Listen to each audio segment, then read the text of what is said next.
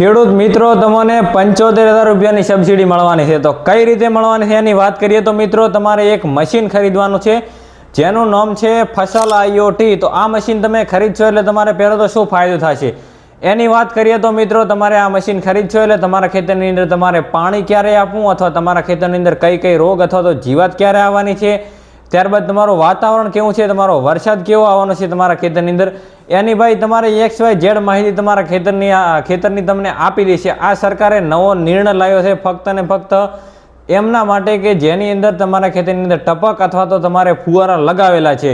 તો મિત્રો આ એક સ્માર્ટ ફાર્મિંગ માટેની જોરદાર સહાય આપી દીધી છે। 75,000 રૂપિયાની સબસિડી છે એટલે ભાઈ આને લેવાનું તો ભૂલતા જ નહીં।